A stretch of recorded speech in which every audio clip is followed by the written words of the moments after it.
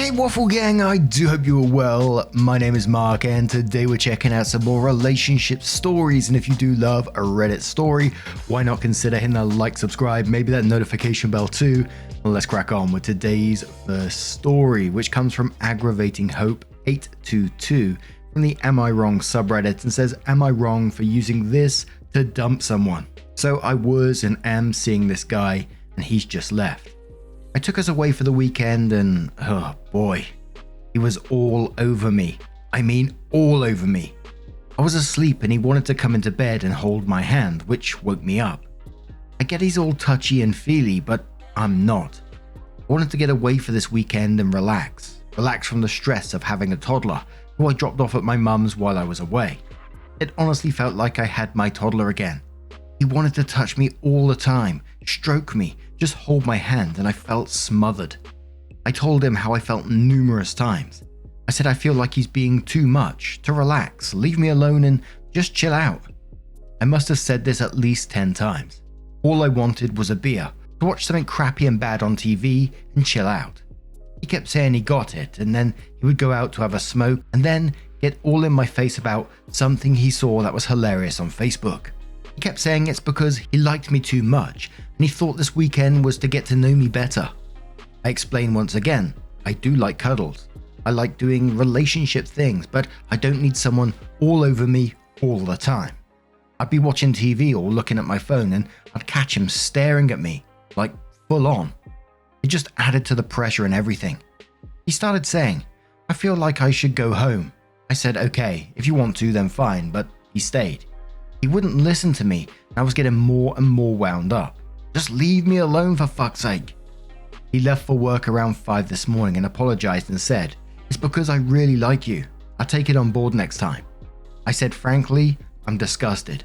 I told you numerous times to leave me alone, that I didn't want to be touched and I felt like I couldn't properly relax. I just wanted to relax and have a beer and wind down from the stress of having a 2-year-old, but you're in my face the whole time. It annoys me that I told you to stop and respect my boundaries numerous times and you shrugged them off. I don't need someone all over me, and then the staring and watching me shit is weird. He just texts back that he understands and a ton of sad faces. So OP made an edit, which I'll cover in a moment, and it was on the back of some comments that were directed towards OP that were more negative. So we're going to cover a couple of those first before we do the edit, so just give some context if you like. So someone says, so you invite a guy you are seeing away for a mini vacation. You're upset he took it as a romantic getaway, and kinda rightfully so. This is on UOP. Why didn't you bring someone who was just a platonic friend? Then you have the audacity to get angry. I'm surprised he didn't leave, hanging out with someone so miserable. Another user says, so you're seeing a guy and he had got away from your 2-year-old so you could have some time together, but didn't want time together. You wanted time alone to chill, relax, drink beer and watch TV with a spectator? If I was with someone who had arranged time alone for us, I would have probably been the same as him. Tactile, attention-seeking, attention-giving and sexually motivated. I get the impression you misled this person, confused the crap out of them as well, and are blaming them for acting how most partners would have. I would suggest you split from this poor guy before you totally screw his head up. Another user says, I get where he is coming from. It's a place of rejection and fear, but honestly, that touchy and feely after 2 weeks is wrong. I won't say you're wrong for using this to dump someone. I will say 2 weeks is a bit quick for a weekend away. He wanted to hook up and didn't know how to initiate. And one more that says, I'm mixed. I get the no means no, but he probably was expecting a romantic staycay without kids. So he's the arsehole for not listening, but the way you describe it makes it sound truly like he wants to be with you and isn't doing this on purpose to make you mad. I'm 50-50. He needs to learn to respect you, but he also clearly wants to be with you.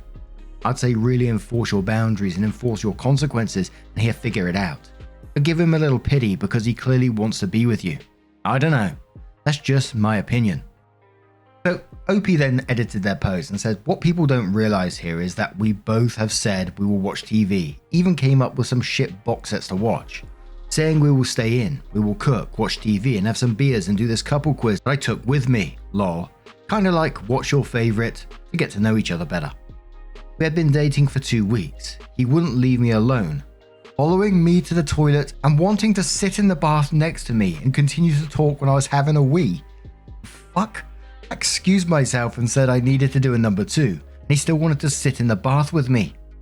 He wanted to always touch me when we were sat down, put his feet over me, touch my arm, or weirdly touch my hair. I do not need or want someone all over me. I get at times we want to be romantic, but not 24/7. Oh, and I paid for the whole trip too. So then some of the comments were replying to the other comments and saying, comments here are weird. It's possible to hang out with someone without wanting them draped on you the whole time. Chilling out together whilst doing nothing, just being in each other's presence is also a thing. The key point is that he refused to change despite you asking him multiple times. That would piss me right off. I hope he adds info that the hilarious Facebook thing he wanted to show her was when she was on the toilet and said, yeah, I know. At first I was like, I'm using this, sorry. And he opened the door and came in and went, haha, look at this hilarious thing. I was like, really? I'm peeing. Show me later, get out. His response was like, I've shown it to my friend, and he's like, what? That's crazy. Here, look. Then proceeded to try and shove his phone under my nose, like while I was literally holding my wee in. Lol. The hell, man. But another commenter says, I'm thoroughly confused by the responses here. It is absolutely normal to want to hang out with someone and not want them crawling on me like a goddamn spider monkey. Especially after you made it clear repeatedly that it was making you uncomfortable. I'm frankly confused and surprised you didn't shut his shit down entirely and kick him the fuck out and tell him his bullshit was unacceptable. And one more comment which says, yep, I agree with everyone else, let this guy go. I can understand that he perceived this as a potentially romantic weekend with a new love interest and can see his disappointment that your expectations for the weekend weren't aligned. But his inability to read the room and to respect your boundaries is a deal breaker for me. We don't all want to be touched all the time. As someone with 2 kids under 3, for the love of God, stop touching me for 10 minutes. You shouldn't have to express this to a grown-ass man this many times. Also the fact that he needed to be with you all the time. Coming to the bathroom with you? The actual fuck is that? Is a major turn off for me. This is not just clingy, but creepy as fuck. The OP does give us their update and says, so after sending the texts and the faces he gave me, he decided to send a massive paragraph about how he understood. He said he needs to sort himself out, get his money sorted, etc. He left his Fire Stick, I think on purpose, at the Airbnb that I paid for and said he wanted to come grab it today. He said he needed it by the weekend and was intending to use it. Okay. I don't want to see him, I don't want to be his friend, lol. Why would I continue talking to someone who overstepped my boundaries and was a creep? He said he would come to mine and pick it up, lol. And alarm bells were ringing. No way. I wasn't going to tell this nutter where I live. I said my twin brother will drop it off at his job later. He works as an Uber Eats driver some night and he can do it today. And you know what? He messaged me. Don't you want to see me? I said no, not after what happened. He tried to argue that it was just dropping a stick off and we didn't need to talk. I answered back with, great, means my brother can drop it off then. I bet you'll work around 7. Goodbye. And I blocked him. I definitely dodged a bullet. So what are your thoughts on this story? Let us know down in the comments below as always, and let's move on to another one. And our next story does have updates as well. Before we do get into it, I want to give you a couple of warnings. It does contain homophobia and child abandonment as well. So if you do want to skip the story, please feel free to do so. Timestamps are always down in the description and along the timeline below. Thank you. And it's titled, Am I the Arsehole for not letting my nephew use my car for prom? But I said I might let his sister use it. I, 32 male, have a nephew, Josh, 18 male, and a niece, Sarah, 16 female. And this argument came up when visiting my sister. My car is a very modified classic car, a 72 Challenger with a modern motor swap, 6-speed manual and more mods putting in over 1,000 horsepower. It is not a beginner driver friendly car. Josh didn't get his license until 3 months ago, and I'm pretty sure he fubbed numbers to take the test for the 3rd time. I've seen him drive once and even offered to ride with him before to help pump his hours up and to continue to drive so he can feel more comfortable.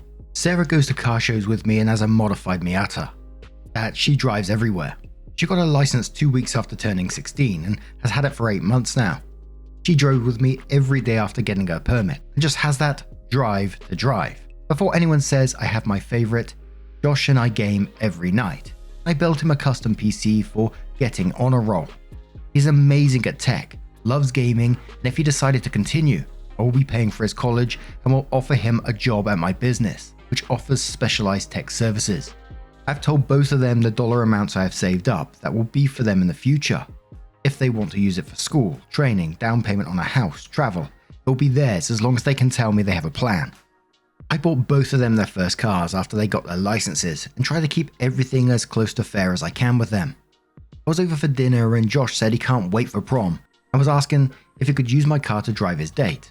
I told him I was not comfortable with him driving my car and that I would gladly drive him and his date, and even wear a suit and a funny hat to be his driver. He threw a fit and said that I would let Sarah take the car if she asked. I said if she kept driving and showing the control she has, I would consider it. I told him I feel he has not been driving long enough to be able to control this car and that I would be worried for his and his date's safety. I told him I would trust him with my PC before I'd even let Sarah play The Sims on it, and it's just how they are different people with different interests. My sister said I should have just said no, but I've always told them that I will never lie to them and explain myself why, because they are almost adults and deserve to hear the truth. I won't be rude to them, however. He has since not played games with me and not responded to my texts. His father says I am the arsehole. My sister said I should have just said no, but now should just let him use the car. Sarah says she would be scared to drive the car. Our parents said I should have just said no. Am I the arsehole?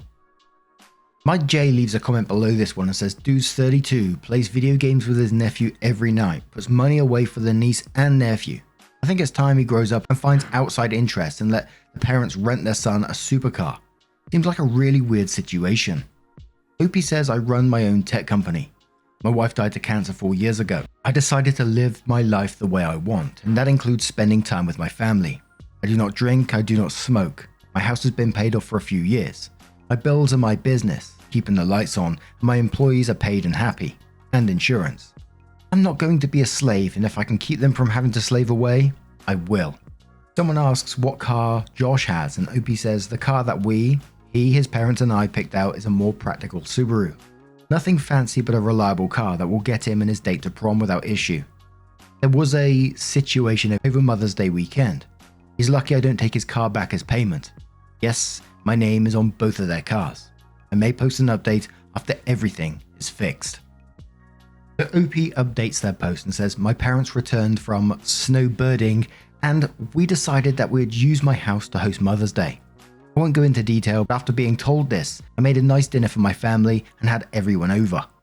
I tried to talk with Josh, but he obviously was still upset that I did not change my mind to let him use the car. At one point while hosting outside, I hear a thunk, and Josh's dad gets a smirk on his face. Sarah goes pale and just mutters, he didn't. The family goes to see what the source of the noise was and finds Josh putting a bat away and a very obvious dent in my fender. A wave of calm comes over me and I know exactly what to do. Get in, I tell him. Firmly, after a minute of this, he hops in the passenger seat and I take off. For legal reasons, I won't explain exactly how I drove my car, but the Mexico crew would be proud. After we get back to my house, he is pale and I need a new set of tires. My sister yells at me that I could have killed him. His father is quietly drinking my beer. And my dad is trying to help Josh walk, with the adrenaline pumping through him. Sarah mutters I told you so. And I tell my sister that she and her husband have to pay to fix my fender or else I will get the authorities involved. My mother is crying upset and the day was ruined as people packed up and left and more words were said yelled. Currently the car I bought for Josh is sitting in my driveway. I've already fixed my fender and sent a bill to my sister who told me to shove it and that family doesn't treat family this way. I've called my buddy who is the local sheriff and can have charges pressed. I do have video footage of him willfully damaging my property. However, Josh apologized for everything. The drive was the wake-up call he needed and said he would get a job to pay for fixing my car, even though his mother has told him it's my problem to deal with. He said he was being a stupid kid and needed to grow up. I told him on top of fixing the car, he now gets to take Sarah's place of cleaning my work building and garage. His car is now just my car again, and he needs to figure out all the rides he needs to keep everyone happy. He told me to come get the PC I built him, but I told him to hold on to it for now. The bill, a little over $2,000. Luckily, I had the car painted last year and still had some mixed paint without the hardener in it. Worked the dent out, replaced the fender brace, replaced the inner fender, replaced a portion of the stiffening kit, and had the fender repainted and feathered into the surrounding body panels.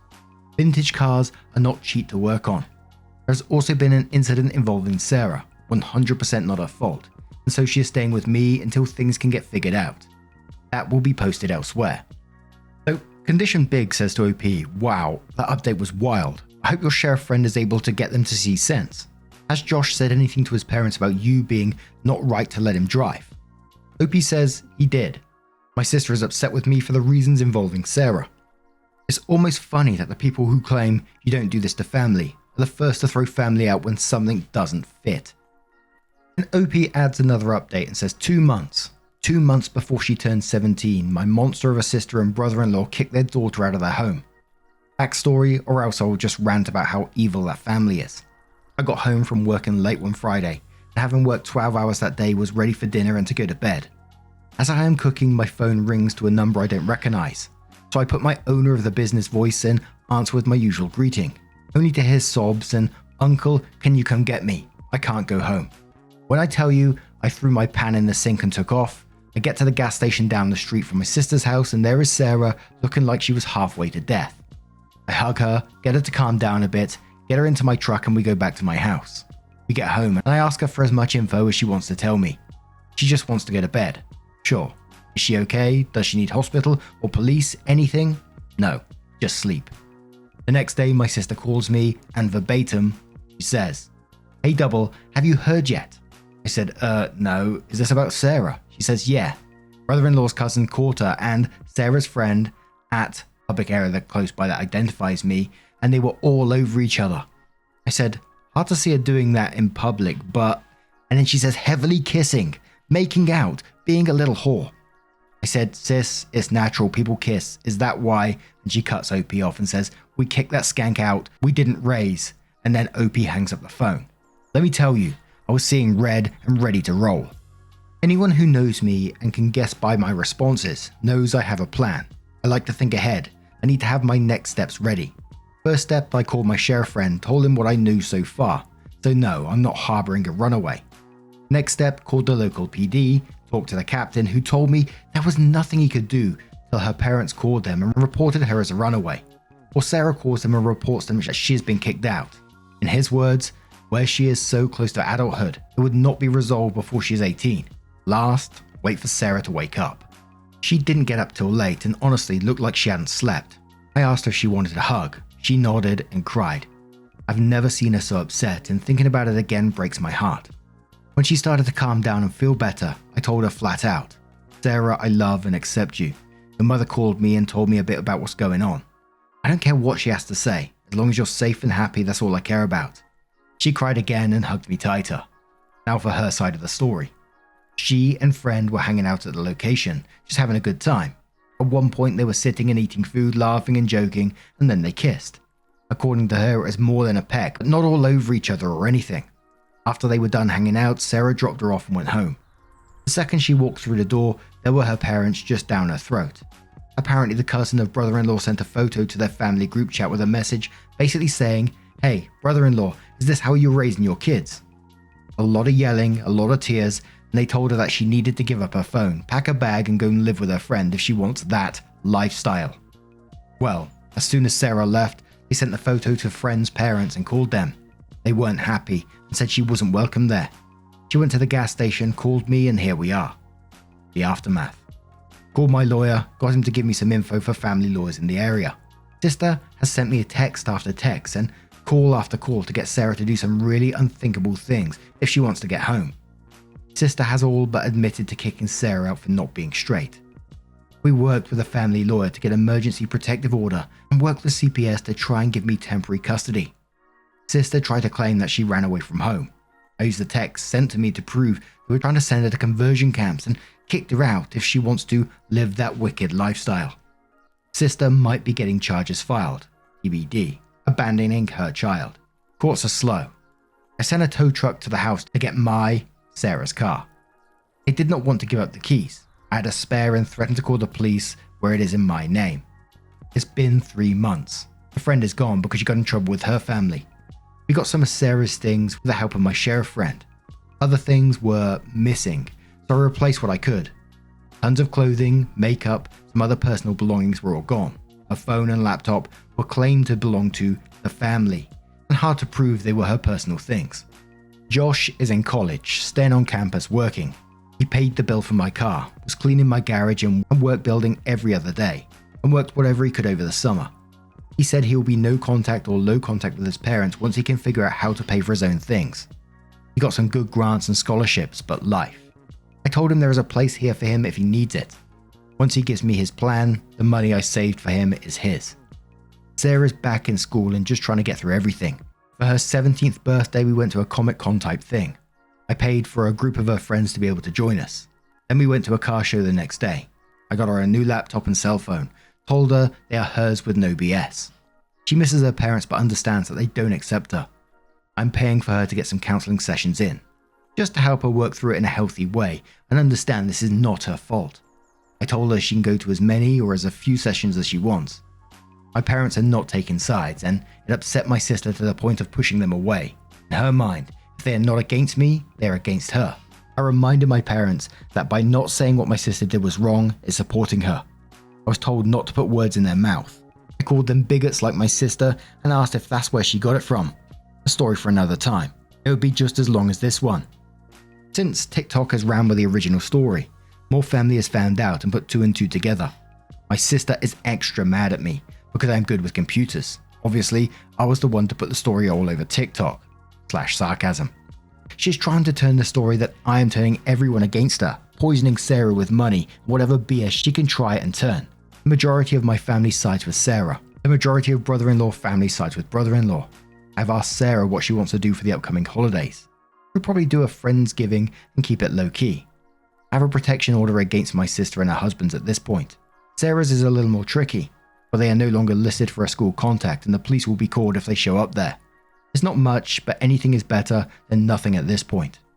Not much else to report. Gee whiz, but now I'm going to turn this one to you guys. What do you guys make of this situation? What would you advise to OP? Let us know your thoughts down in the comments below. And just a huge thank you from the bottom of my heart for getting involved in today's stories. Your love, your support, your time always means the absolute world to me. So thank you so much. And hopefully we'll see you in the next one. Take care and much love. Wake up, get up, stretch my legs, eat some breakfast, milk and eggs, brush my teeth up, wash my face, throw my clothes on, start my day. Wake up, I can smell the smoke from the bacon. Let's go, see the sun shining from the windows. Okay, I know that today'll be a good